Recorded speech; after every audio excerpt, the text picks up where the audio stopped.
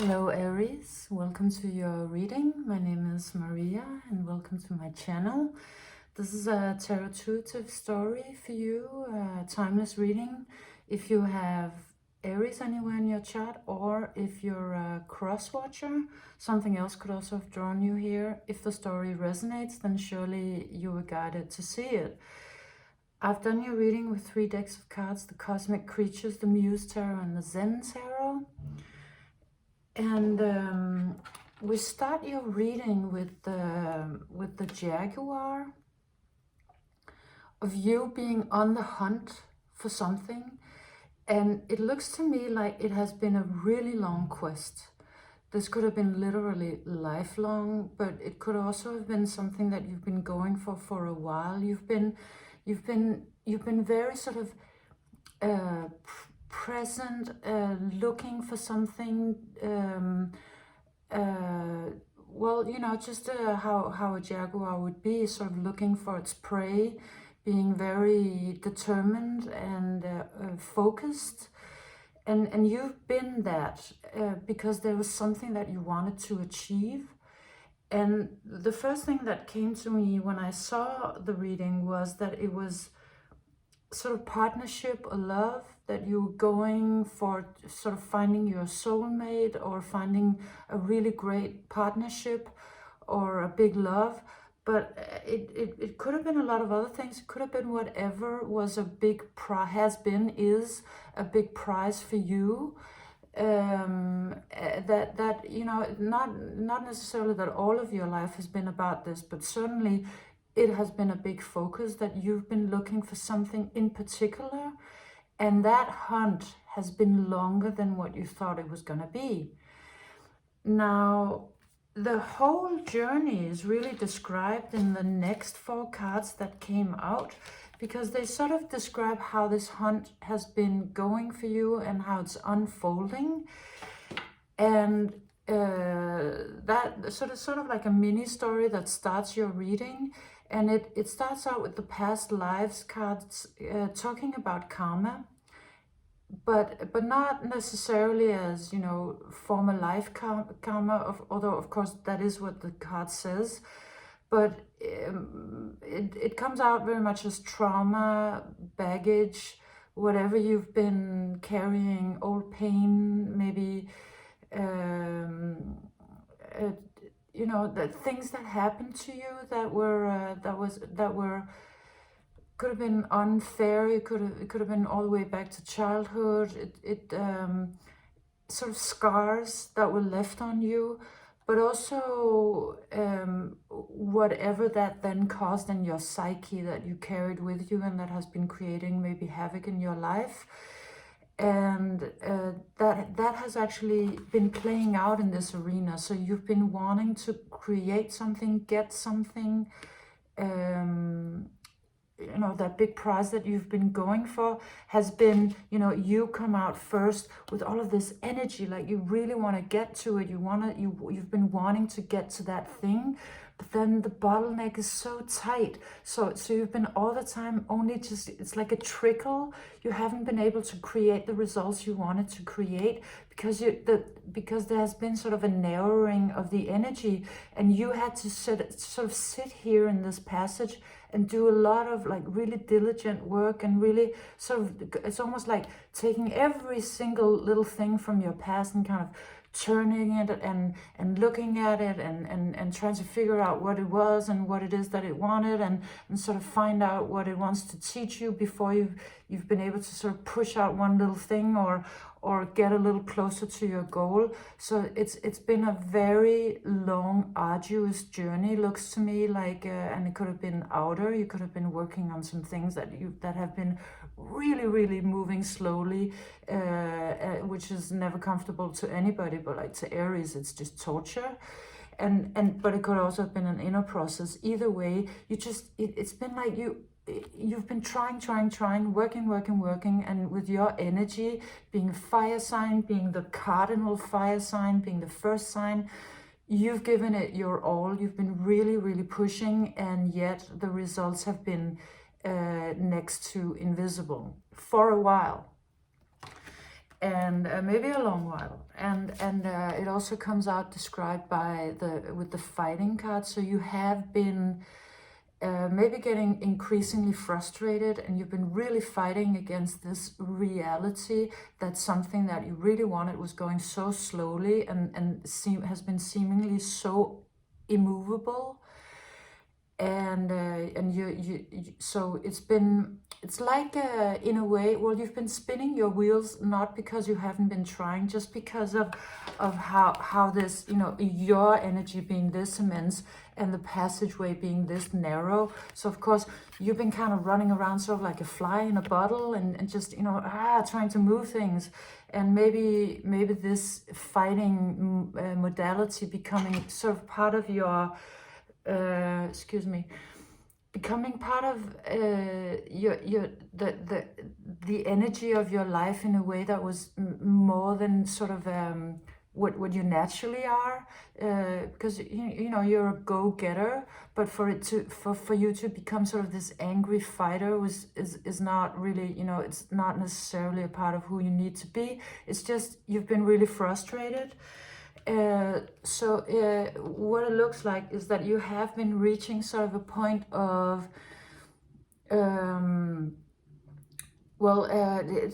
it comes out a little bit as disappointment. Maybe you reached a point where you said, okay, well, I've been fighting against the windmills forever. It really doesn't seem like I can move this. I can move everything else, but this thing, very clearly, I can't get it to change. Like, I can feel your frustration in my body, but it's you have been, or you are arriving to a place that is sort of a passageway, and that passageway may very well be what you're thrown into after maybe realizing that you're really fed up with fighting and you don't want to fight anymore. And you've been fighting, it hasn't really been getting you anywhere in this particular area. So I think you come to the realization, okay, yeah, fighting is not going to cut it. Like that, it doesn't work. I could keep on doing it, but I'm just depleted. It's sort of how it's coming out. Maybe you've been fighting so much you can't summon the energy anymore. So there is sort of a surrender, and that surrender changes the landscape for you. You might be here at this point, and the landscape then becoming a passageway that is moving you through unknown territory.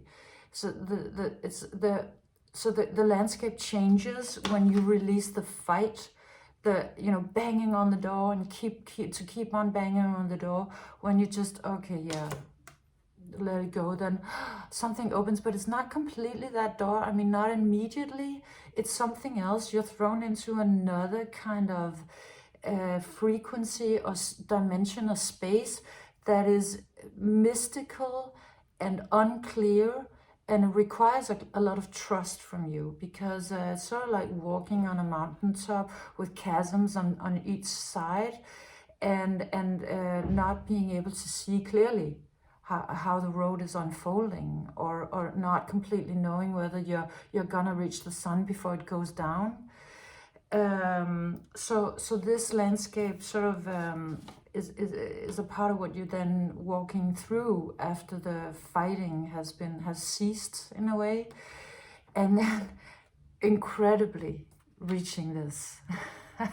So it's just stunningly beautiful, because you've been in these energies, none of which are comfortable, that all have to do with a lot of karmic stuff, with fighting, with trauma, with things that won't move, with sort of it's a little bit of a death and transformation.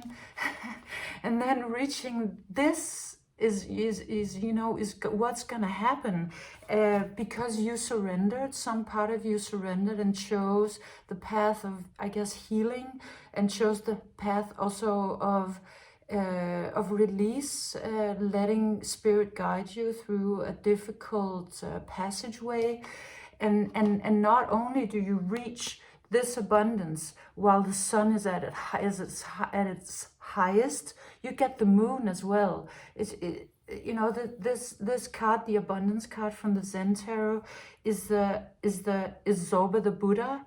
It's both the peace and serenity of the Buddha, but it's also the overflowing abundance, dancing happiness of the Zoba.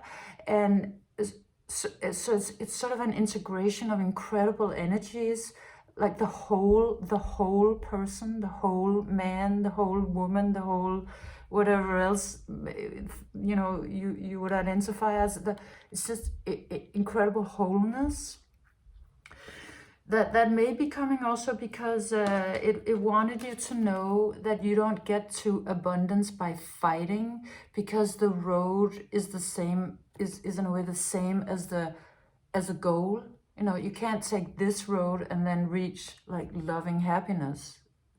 It's not possible. You have to walk the road of loving happiness / trust, and then this sort of, and you can see like you rise above the clouds and come into this new sense of being. And the bizarre thing about it is that this looks like this is completely containing the thing that you did, that you wanted in the first place, that you then have been probably letting go of, maybe mourning, and then suddenly it arrives after the letting go. Sorry about my nose running. It always does when I channel and do readings. But it's like it's bigger than the thing you wanted. It's almost like the thing you were going for. Let's say you've been going for that big love or a big success. It really looks to me like that is incorporated in this new dimension, this new state of being, but it's almost like it's a byproduct. And that thing, that big wish that you've had was more or less sort of a honey trap. It was something that you went for because it kept luring you, it kept calling you, and excuse me, that dream wouldn't let you go, or that wish wouldn't release you, that desire kept sort of ringing bells in your system. But and you thought, of course, well, that desire is then what I'm going for very clearly, you know, something in my heart and my soul and my being wants me to go there. But the weird thing is, like, it didn't really, I mean, it did, but it didn't really, because it's what it really wanted was to get you to take this journey. To take this journey where you cleaned up all of this baggage, and you let go of the fighting, and you sort of surrendered, and in a way went through a death process. Like, all of this was what your soul wanted to have happen, and then sort of, by the way, as a byproduct, you get everything you want. But it's more like this was actually the essential journey. And one of the reasons why this is important to mention is because I feel like you were like, oh, okay, why does it have to take this long? Or why did it have to be this difficult? Why have I been wanting this so much and still being kept out of it? Well, it's kind of apparently the way spirit works. It's because what your soul and what spirit wanted was really for you to harness the wisdom that this took to create this amount of healing. And if that thing that you've been wanting wasn't so enticing, wasn't so seductive, didn't awaken this much desire in you, you would have never done this. Nobody would. You know, we never do healing until it's the last option left. Because it's horrible, and everybody knows. Even if you never did healing in your life, we all know in the depth of our heart that it's the worst thing ever, and you have to go through all of your pain once again and heal it and cry and forgive and all of it, and it's terrible. But so only big desire, like intense, never ever easing, letting go desire will prompt us to take a journey like this. And I just have chills all over my body, because you did it, Aries. You went on that journey all the way, like being a cardinal sign, you're such a fighter, you're such a winner, and the universe will show you, and it will give you what you wanted. You'll realize then it's a small thing combined with the what you have become, what a spiritual superhero, superpower Jedi master you've become. It's just, this is happening. So there's another story. I mean, it's weird because it's almost like this was a whole reading in itself, but there is sort of another story that then speaks more, or let's say sort of an expansion on this, about also why it's been taking so long and this thing that you've been wanting and why it's been unfolding. So you come out with as the unicorn being you, being one of a kind, magical, glowing, beautiful, mythical creature, you know, placed on this earth and trying to navigate being in 3D with people really being a unicorn. So it's sort of like a part of your journey has been arriving in a very foreign landscape that is like life, earth, and just being this really, you know, in the depth of your being very etheric in a way, being sort of speaking another language, coming from completely another dimension with other rules. And it's sort of like it comes out with the two of inspiration. So it's sort of like, this is what you are, this is what you came into this life as, what you truly are, but then this is what you've been becoming in the world. Like, just, you know, it's sort of, well, it's sort of like you've been alone and fabulous, and in 3D, in the real life, it's been looking kind of barren in a way, and you see here's you sort of looking like, where's the, what's going on here? Like, why am I, you know, this fabulous and alone when I want that thing, or I want that person to come in, and there's been sort of this discrepancy between what you are, you know, how great you, beautiful, amazing, unique you are, and also a little bit with what the feedback loop. It's like you haven't really been, this has not been really mirrored back to you. It's more like you've been sort of looking into a blank mirror and being like, why is the mirror blank? Because you've been knowing in your heart that you're this. And it's sort of but it's also a little bit like your greatness is only revealed in darkness. It's only revealed by the light of the moon, maybe primarily to yourself, because I feel like everybody else knows, everybody else can see that you're a unicorn. It's like you have a remembrance of it, but then when you look into the mirror that the world is mirroring back to you, you're a little like, what's this? I'm this? Like, what's this so barren? But others have seen you. You know, this comes out as others, or the other, or the world. Here's you, here's them seeing you. So it did initially come out as one person, as a particular person. If it is, you'll know instantly. Might very well also be the world, or it could be both.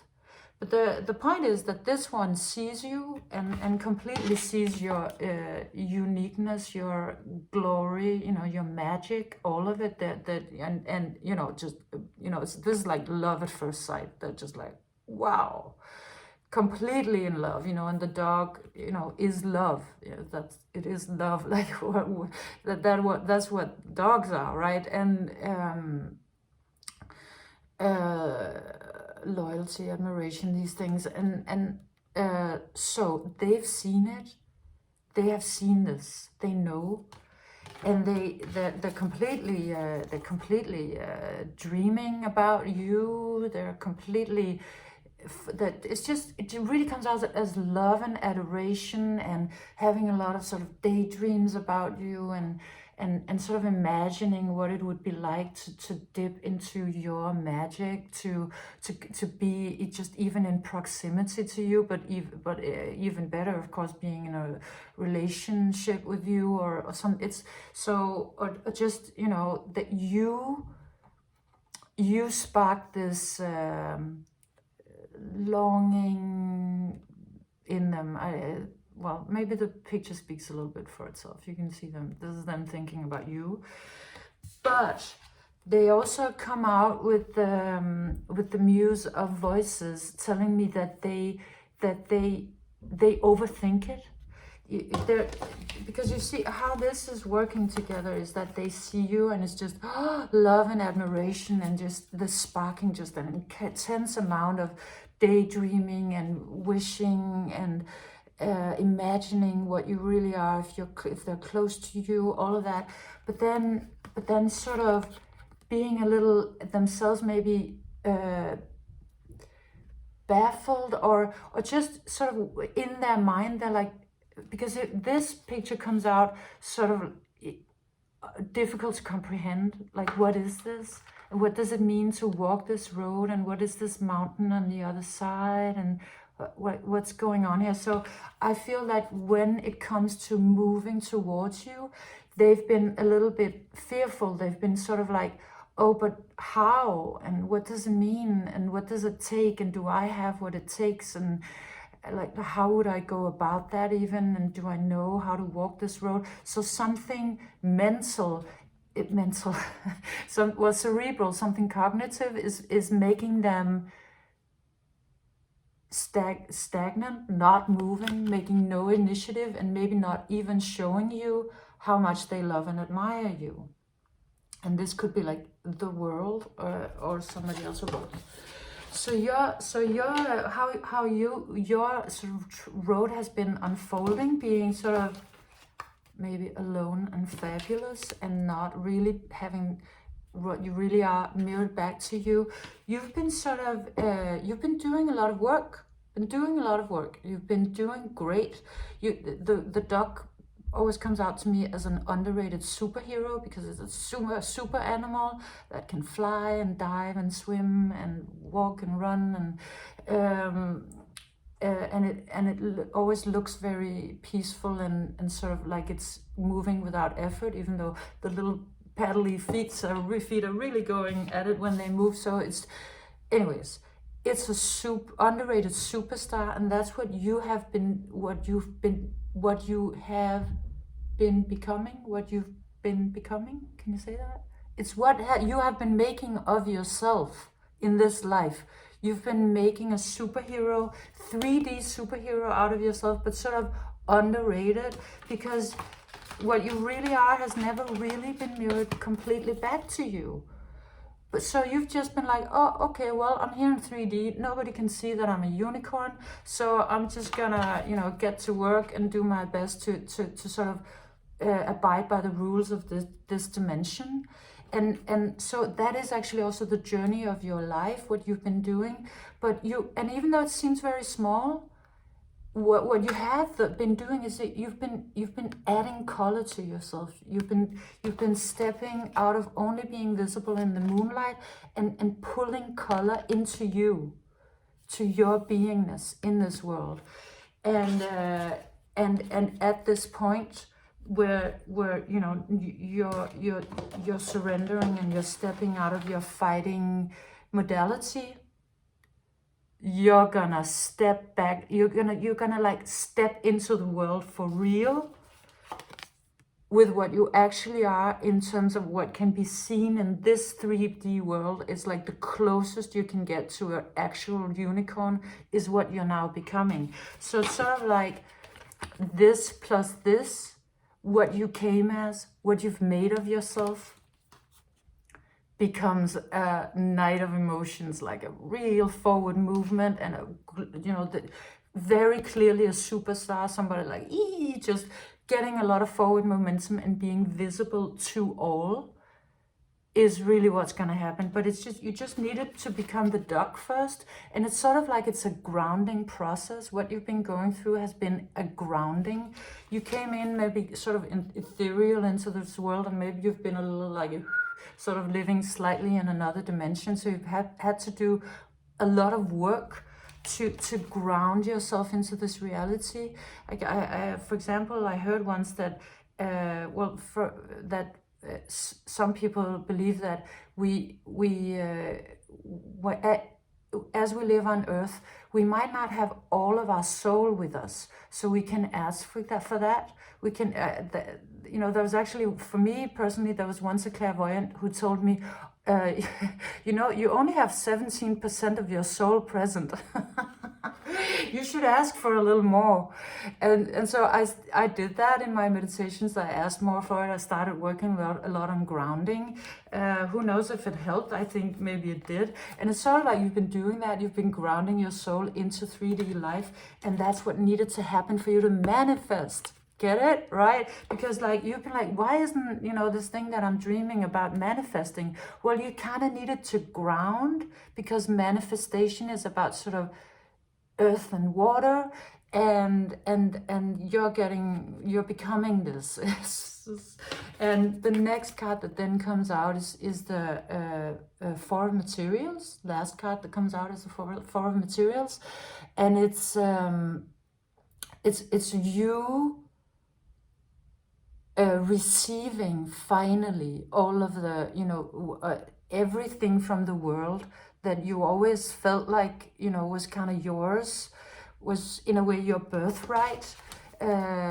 Sort of if a Capricorn lives from eating flowers, Capricorn, unicorn lives from eating flowers, or lives off of the scent of flowers or something. I don't know what a unicorn eats for to live, but let's say it's that. But it's sort of like something that you've been hungering for always. It now comes in.